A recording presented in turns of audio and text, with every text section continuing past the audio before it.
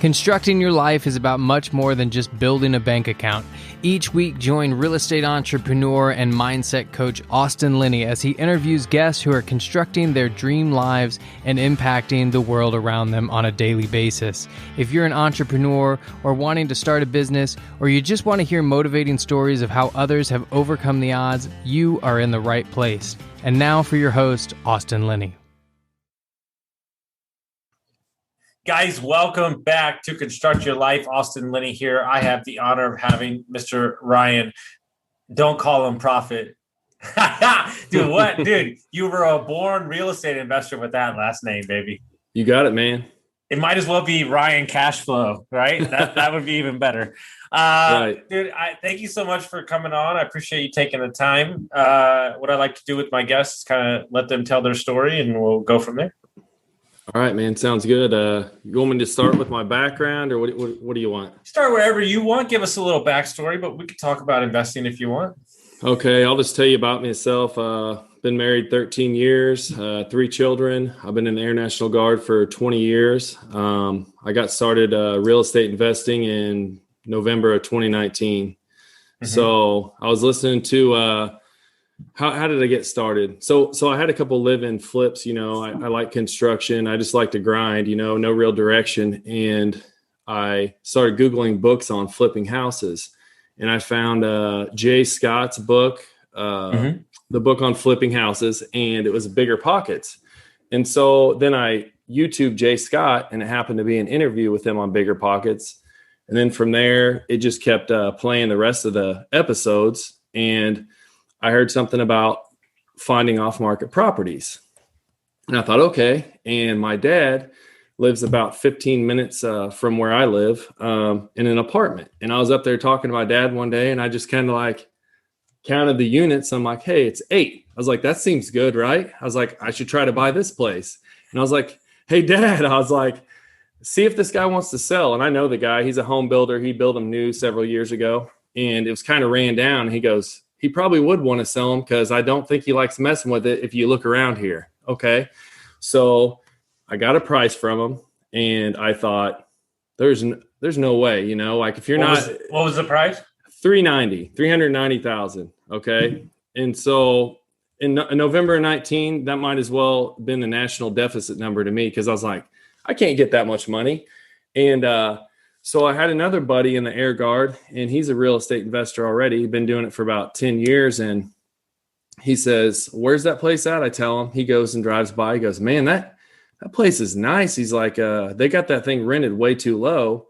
I'm like, okay. He goes, you want to partner up? I was just going to give him the deal, man. Because like I said, I had no motives. I wasn't a wholesaler at that time. Didn't even know what that was. And so I was like, you can have it. I can't buy this thing. And he goes, well, let's partner up. And so we did. We tried to strike up a deal, get money off. The guy wasn't going for it. Well, in the meantime, I learned a lot more about real estate, and we reevaluated because it was a deal. Okay. 390. He had the rents at $3,900 a month. We start researching this thing. It's an 8-plex. Market rents somewhere close to $6,000 a month. Okay. Ooh. And so by that time, I now know what cap rates are. I know that multifamily 5 and above is commercial. They appraise it on income. So I learned about NOI, and I tell my partner, which is funny, he's a single family guy. He didn't really know anything about that. I go, here's the deal. I go, we increase the rents by this much, take it times 12, divide that by 8.5% is what it appraised at by the appraiser. And there you go. So we got the rents on that thing up to $5,000 a month right now. They need to go to probably $5,600 soon, and really $6,000's market. So we're trying to get there slow and steady. COVID kind of hit us in the middle.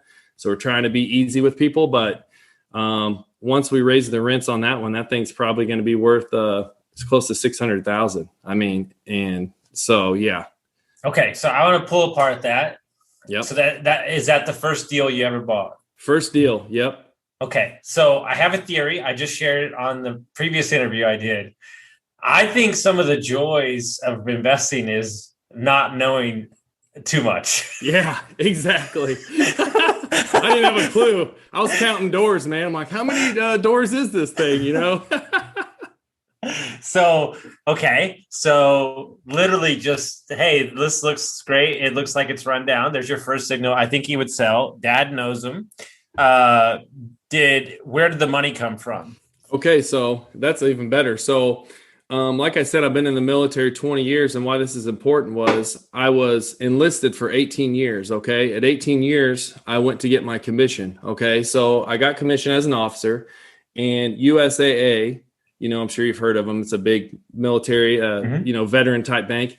They offer something called a career starter loan, and it's a $25,000 loan at I think it's 3 years, 2.99 interest. And a lot of guys are like, oh, I'm going to buy a hot tub and couches and grills. A truck. Yeah, a truck. And I said, I'm going to buy an apartment. I'm going to buy real estate.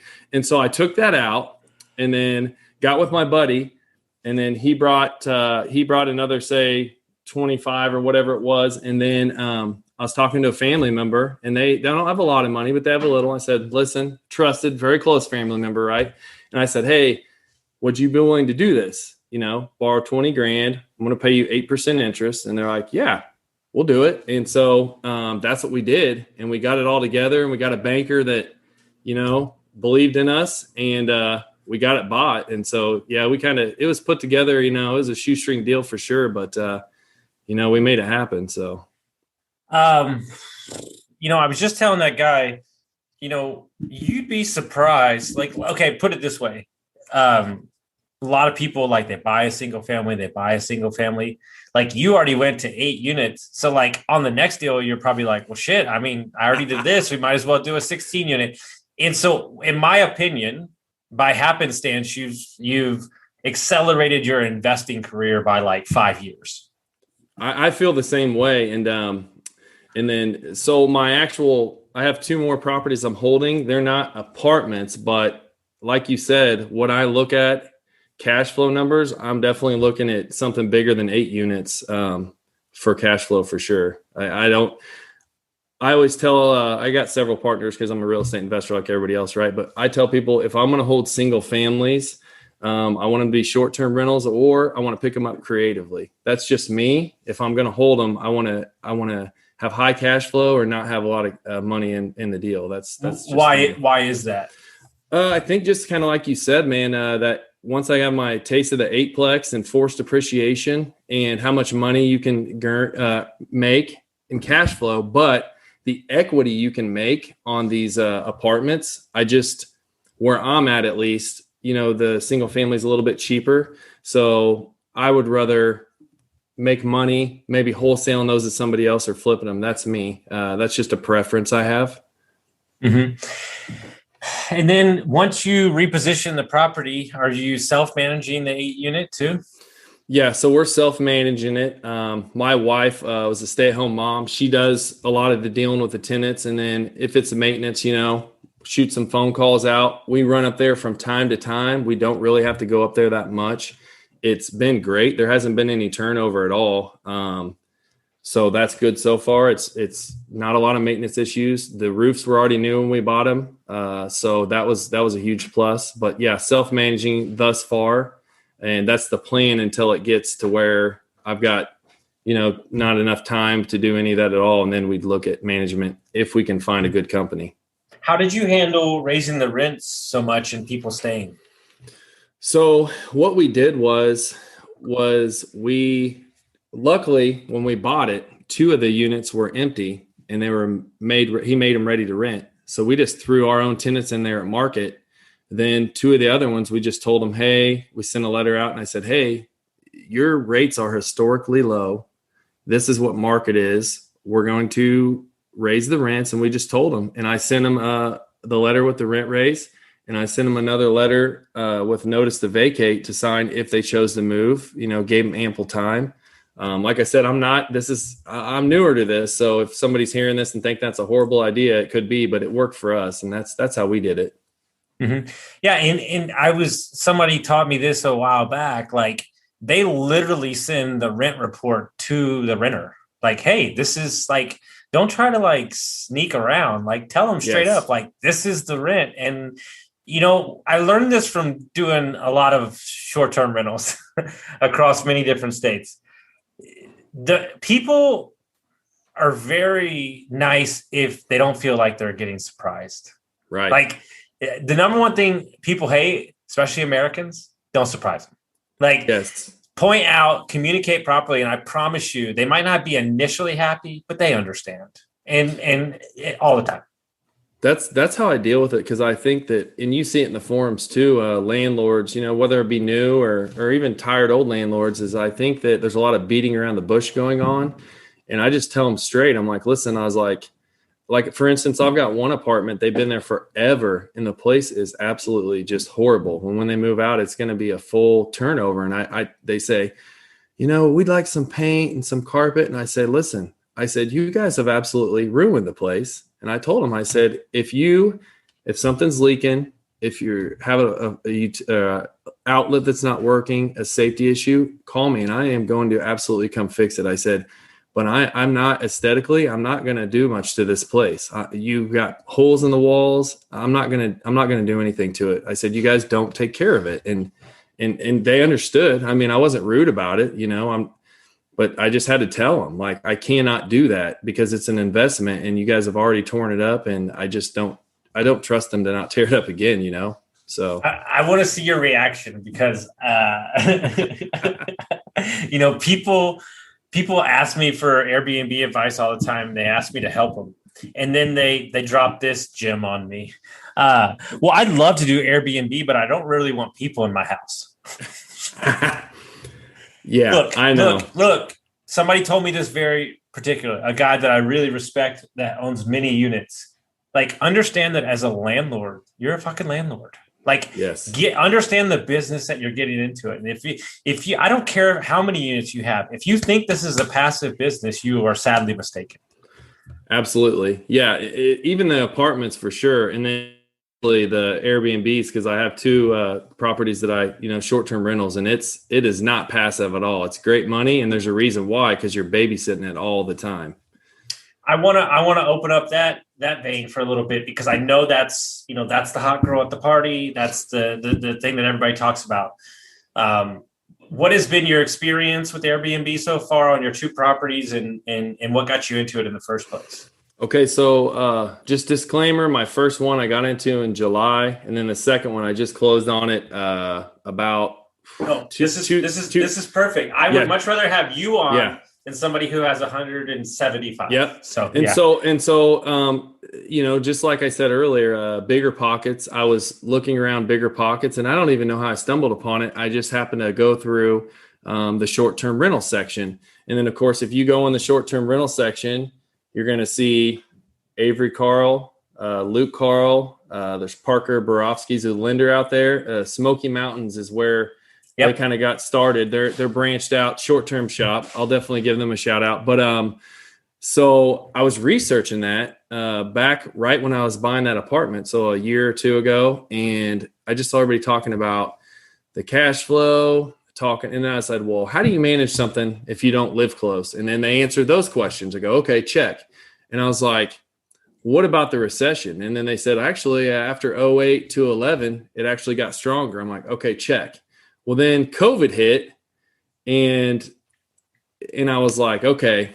And like I said, if I start rambling, just give me a little kind of like typewriter smack. But this goes into the story, so it's probably a perfect time to say it. So I've been researching it for a few years, and I was telling my wife about it. And so last April, I used to work at a cushy utility job, right? And everybody says, you get on the utilities, you got a job for life. Well, they merged, which happens. And then there was already talks of them selling again. There was guys that were leaving. They were replacing with contractors. And I thought, this isn't good. And they offered us a deal. Okay. A voluntary exit, gave me some cash, whatever. So at first it sounds good. Everybody's like, oh, I'm going to do that because it's just money. Right. And then I thought, well, I got to be realistic about this. And then I kind of looked at my skill sets and what I could do. And I said, I'm going to leave. And so I punched the button on this irrevocable deal like 3 days before the whole COVID country world shut down. And I thought, oh, this is good, right? And so took the deal, okay, and then I had a pension and I had some 401k. Well, I heard about the CARES Act or whatever. I pull all that money out. I said, I'm going for it. I pull it all out, get on the horn with Jennifer Mix. She works for the short-term shop in the Smoky Mountains. And I said, hey, what's going on out there in the Smoky Mountains? Like, is it still good? She's like, it's good. People are scared right now. People were selling because they were scared. People weren't buying because they were scared. I pulled the trigger on this thing, okay, at the perfect time. Appraisal came in on it, 40,000 low, okay, which is bad, right? And she goes, well, so we told them, hey, you need to come down in price. They dropped it 30 grand, okay. Get in there, start operating this thing. And just as of today, let me tell you, people are doing the whole 70,000 over, appraisal gaps, no inspection contingencies. And so I got in at the perfect time, and, you know, it's been an experience. And in that short amount of time from July until March, like I said, my wife is a stay-at-home mom because she's on the title for that first property. Mm-hmm. That's her income. She's the one that's doing most of the management on it. Mm-hmm. She was able to qualify for the loan on the second one. She has not had a job since 2009. So that shows you how powerful real estate is. Okay. So operating this thing, it's been a task. And the biggest task is everybody says it, you have to have a good cleaner. Okay. Mm-hmm. I'm sure it's that way across any area, I'm guessing, but we're 13 hours away. We have to have a good cleaner, and they have to tell you when something's wrong.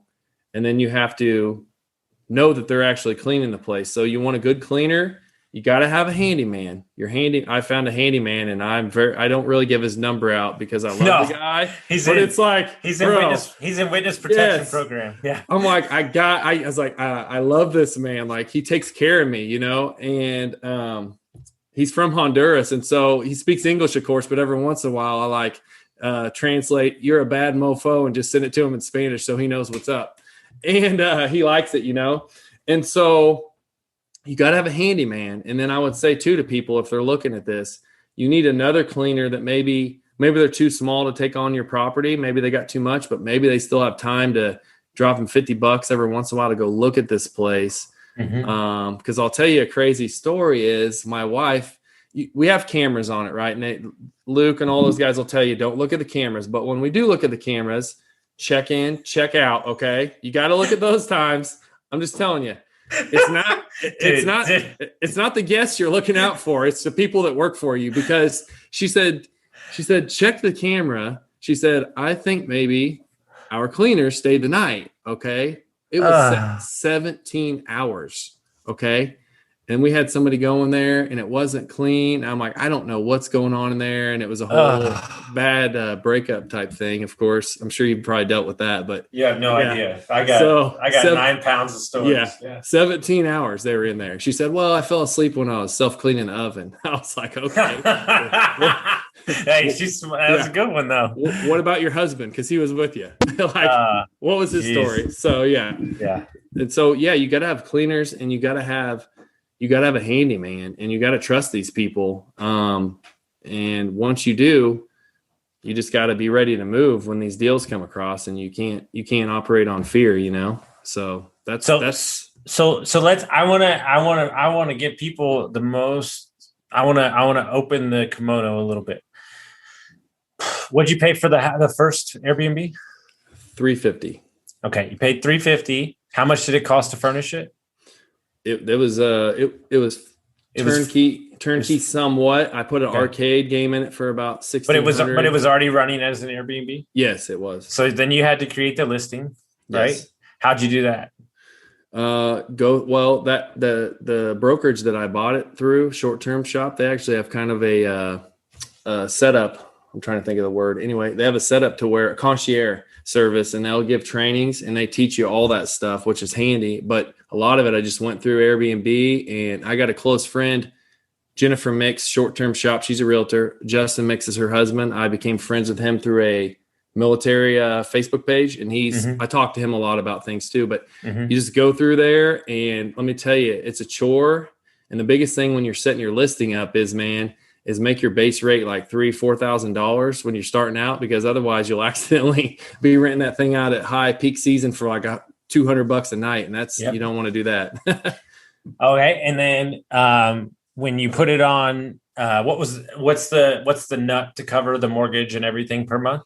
So basically my costs, if nobody stayed there and I didn't have to clean the thing, is about $2,000 a month on that thing is on that first one. What'd you make the first month in gross?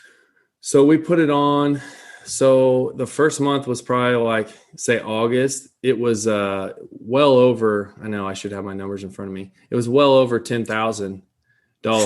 But here's what I can tell you. I'll give you some numbers if people want them. I had some pretty decent size repairs that first 2020. So from July 28th when I bought it to December 31, it netted 21,000 in cash, net. So, and I couldn't, yeah. I've done Airbnb in 7 states. I've traveled the world. I know every big operator in the country. Basically, I know every big operator in the world. And I'm sure there's some good markets out there, but pound for pound, I don't think there's a better market than the Smoky Mountains. No, it's killer, man. Yeah. It's one of those things where, and I try to preach this and people they don't listen to me. Nobody listens to me. You don't need 10 Airbnbs. You need like 3 performing, like really good performing Airbnbs with a good cleaner that you empower, right? That becomes part of your family and a handyman. And you're talking about on scale, right? And obviously there's good months, there's bad months, but on scale, you're probably looking at double your mortgage, right? Like at least, right? So you're probably making about, out those 3 properties, you could probably pencil in $2,500 a month, right? Like I would say you could pencil that in. So, I mean, right there, guys, your wife or your husband or whoever can retire basically right there and just let those things run, because there's so many things, right? I try to tell this, people don't listen to me. If you have an Airbnb, take out a credit card, all right? Go buy all the furniture with the credit card, get your airline points, and then turn around and put that credit card on the account of the Airbnb and have your guests pay off the credit card. I don't disagree with you at all on that. And there's so many ways, right? Tax depreciation. And then they're paying down your loan while you're making money. And then that house is going to shoot up in value. And then let's say that you had 3 properties that were paid off. I mean, you're talking about some real cash. Like you could be bringing in 15, 20 grand a month pretty steadily off of 2 or 3 or 4 properties. Easily. Yeah. This market's, it's insane. Like, for instance, March, my net cash flow and I'm not talking, not CapEx or 10% maintenance or whatever, but just before those numbers. And when you hear the cash flow number, you'll realize why I haven't calculated that yet, but I'm a little loose and fast kind of guy, but it was like 5,900 for March, that's after all the bills are paid. So that's awesome. I mean, it's insane. Yeah. So how'd you get the second one? So the second one, I was kind of networking with some people and the market's crazy out there. And I was talking to a friend. He said, hey, call the realtor. I think she's got some deals off market. And I called her up and she just happened to one just landed. And so I grabbed this one up. The people that were selling it they shut down for several months to fight COVID, I guess. And then they stayed in it a month and a half and they're just like, we're not making any money. We got to get rid of this thing. And so I just snatched it up. So yeah. Are these 3 2s, 4 bedrooms, 2 baths? First one is a 3-2 with a loft. I can sleep up to 12 in that. Sometimes I push it out just to test the market. And then the second one's a 2-2 with a loft. I put queen over queen bunks in the loft. So technically now it's like a 3-2. I can sleep 8. I could sleep 10, but I just have it 8 right now just because I don't always like to max out the capacity because it can get kind of tore up a little bit. But yeah. I'm getting selfish. Is your wife manually answering the guest? She does currently. I know. She does currently.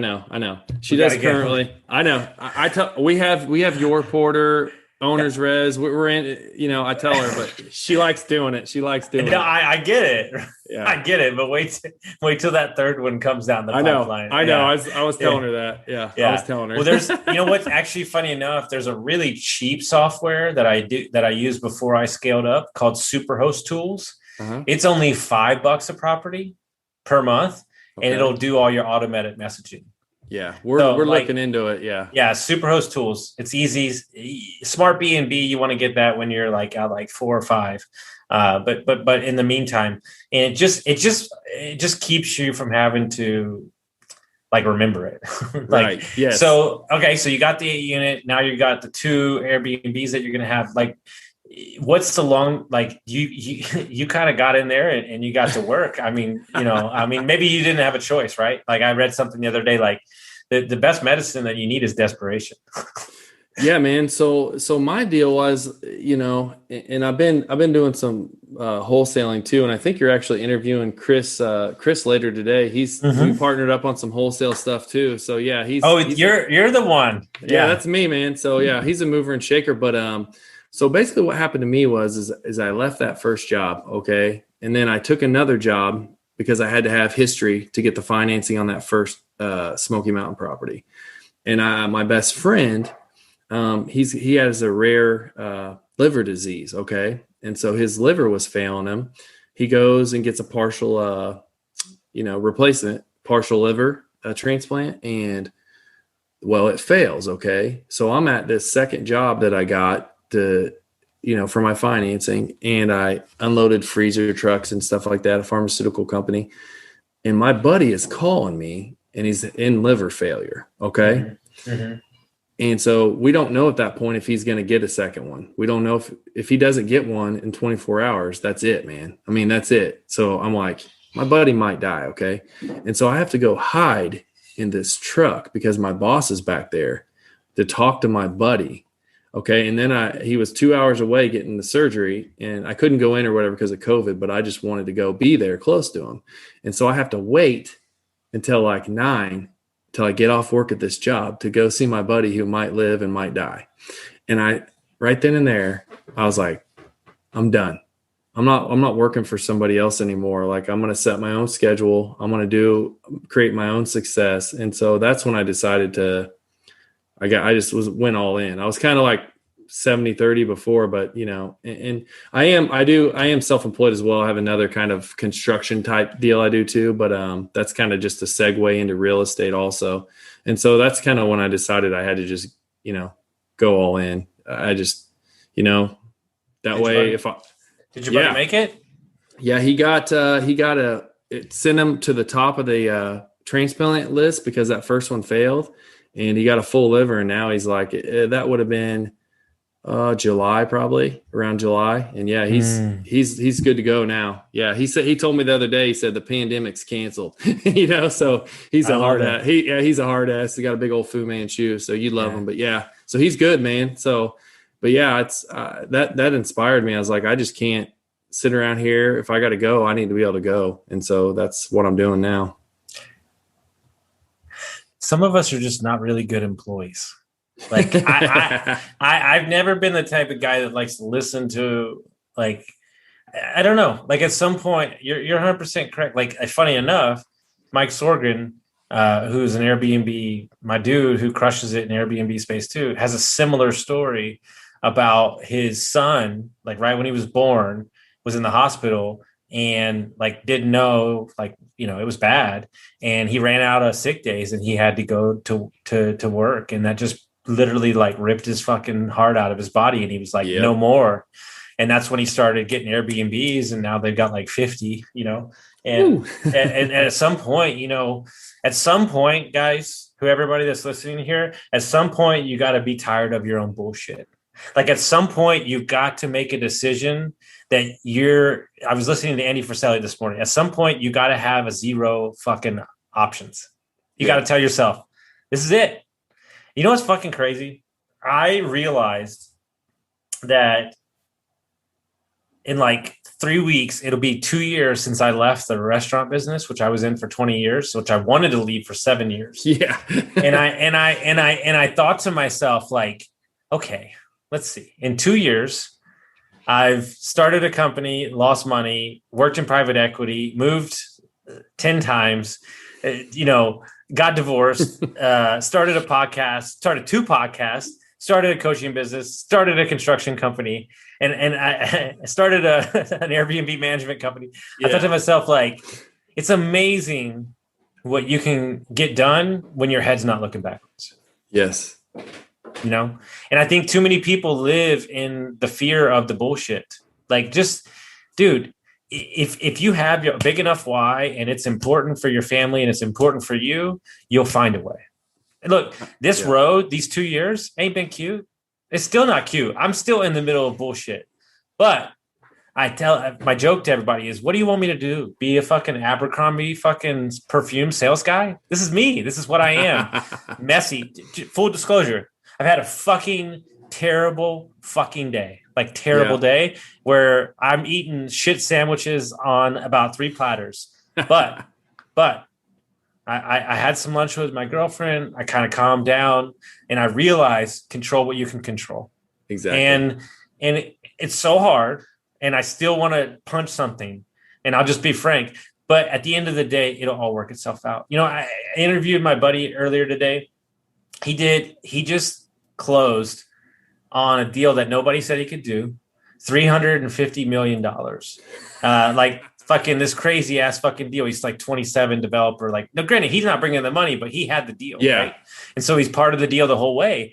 And he thought to himself, he's like, nobody's dying here. Like, who gives a fuck? It's real estate. If it fails, it fails. Like, you'll figure it out. And that's why I love all of you, like Chris and all you, that y'all are like, burnt, like W2, lighter, fuck off, and I'm going to figure it out. And so, you know, before we get out of here, I want to talk about the wholesaling. Why the wholesaling? Like, how are y'all finding deals, stuff like that? Yeah. So another part of that is like, I was listening to Bigger Pockets, and I think I'm going to mess his name up. I think it's Tom Kroll or something was on Bigger Pockets. And I think he's a big timer now, but he was in Florida, I think. I might have 2 people mixed up, but I was like, well, I'm going to try that. And then there's a guy in town doing it, and I thought I can do that. And so I kind of sent out I hired some cold calls to go out from a company that just does it for you. And this guy kept calling me, and he called me like 3 times. I'm like, okay, I need to get off the pot here. This guy's actually calling me, which is the opposite of what's supposed to happen. And I call him and he says, I got these 4 houses and they're in Nebraska and I'm in Missouri. And I'm thinking that might as well be on Mars, man. Like, and then, so I get looking it up and I'm like, okay, well, these aren't that far away. I ended up going in there, didn't know what I was doing. I get them under contract and ended up selling them all on Facebook, all 4 of them. And then I kind of didn't make a ton. I didn't get rich, but I thought, you know, and after you do your first one is when you realize, I'm like, I just made money appear out of thin air. Like, it's like crazy to me. Mm-hmm. So I sat around for a while, got my Airbnb and did some other stuff, started another company. And then I went to Flip Hacking Live virtually, but it's Bill Allen's event. And then I ended up joining his mastermind. That's where I met Chris. Chris is doing a bunch of flips and he's getting into it now. He's done a bunch already, but and he goes, I'm not sure if I'm going to flip or wholesale. I was like, well, I'm doing wholesaling, like, at least, you know. And we kind of partnered up, and how we found him is most of them is he's been cold calling, man. He's been cold calling a bunch of people, and then I call them on the backside and either go visit the property or get somebody to go visit it. Local. These are local deals. And then there's another market. I know a guy over there. We'll have him look at them, but just, you know, and we've only done since November, not very many, but we're getting fees, you know, in my town where people, you know, higher than we thought we could get. We're doing really well at it. So, and the reason why is just the quick capital, you know, the quick capital. You can, and the bonus for me is the ones in my town is I can take a property that's a dump, give it to somebody else, make money on it, and they're going to clean it up. And then I don't have to look at this dilapidated property in my town anymore either, you know? And then, you know, flip them or hold them if they're great deals. Like I said, if you can owner finance them, but the wholesaling is just the grind is part of it. I love just the, you know, the action of it. Talking to sellers. I just enjoy that. Talking to buyers too. So yeah, it's interesting. I've got a lot of businesses that I have equity in, and like the long-term play is great. But what I've realized is I got to have a mechanism in my business that creates cash flow monthly. Yes. And that's kind of that's what we're working on right now. It's about to go live in the next week or two. And it's just to have that stability and to be able to get those pops of cash, you have no idea what that does for your psyche, but also your business, right? And it keeps I don't know, it just keeps the wheels moving. Yeah. And you build up muscle memory too. And you close that first one, you're like, oh my gosh. And then you're like, oh, I need more. And now you're like, I need more quicker. I need 3 of these in a month. And it's just like, then the nervousness goes away and the what if questions. What if I can't find a buyer? What if the seller asks me this? Or what if this happens? And it goes away. And then now it's when a scenario comes up, maybe it's the second time you've dealt with it and it's no big deal. I mean, for instance, Chris called this gal and this tenant's been in there forever. He quit paying. He quit answering. He won't talk to her. The seller, she won't even talk to him anymore. She won't even try. We go in there. I call the guy. He's cordial. I'm out of town with the military right now. I send my buddy over there. My buddy talks to him. The guy says, hey, this is a blessing in disguise. Yeah, I'll start packing up. The guy's moving out. No problem. We're making money on it. She's getting money. She's selling her house that she can't stand to have anymore. And it's a win-win. So yeah, we're making money, but it is true. We are helping people. Another deal, a guy bought 2 houses when he bought the one he was living in. This one just came with it, just dilapidated, just falling down. Part of the foundation caved in. The guy says, I'm just going to quit paying my taxes and let them take it. And I said, hey, man, let us try to help you. I said, I'm not going to give you anywhere near what somebody else promised you, but we can get it sold. We got it sold. The guy ends up getting money in his pocket versus owing back taxes and getting it repoed, So he's happy. We made money. This Cuban family bought it where maybe it would have been hard for them to afford a house that was in better shape, And so it was a win-win for 3 different parties on that one too. And that's what we've been doing, is just trying to help these people. Wholesaling with a heart. That's what we do. I mean, it sounds crazy, man, but when I go into these places, one of my lines I use is, hey, man, I'm not robbing anybody of their house today. I only buy houses willingly. So, if you feel like you're getting robbed, we're not the people for you. So that's 100%. And I've had such bad experience with wholesalers, and yes, I find them to be greedy and just. Yes. But there are good people out there, and there are people that want to solve solutions, right? And yes, the what ifs and the shoulda, coulda, wouldas and all that bullshit. You don't know, and you're 100% right. You hit it on the head. The muscle memory to get in there and get the job done over time. The fear subsides, like when you just step into these deals and so on and so on. So if people want to find out about your journey, I think that you and Chris should have a TV show or something like that, but that's for another time. We'll all get on a live together. But how would they do that? So you can look me up if you want on Facebook, Ryan Proffit. It's Proffit. I always say extra F for extra money. One of my friends pointed out, money doesn't start with S. I said, mind your business, man. But and then on Instagram, it's Rye or Die, like REI_ or die. So yeah, that's what we're doing, man. Look me up because I love to network with people. Some would call it chit chatting, but networking's the 2021 term, right? But I love to help people. So if it's somebody trying to get out of the rat race, I want to help them. And one of my big missions is helping anybody, but helping other military members. I love that. I just convinced one of my buddies he's buying a place in Gatlinburg. I was like, let's go, man. Let's go. Mm-hmm. I go, you want to work for the man forever? You want to be the man? Let's go. Yeah. So yeah. So that's one of my missions, man. I couldn't agree more. I love that. Well, guys, if you like this episode, make sure you send it out to your friends, rate us and review us, and we'll see you next time.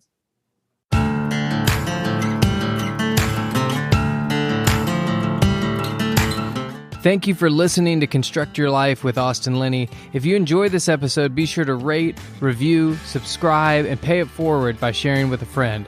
Most importantly, take this opportunity to start constructing your life by taking immediate action on what you learned.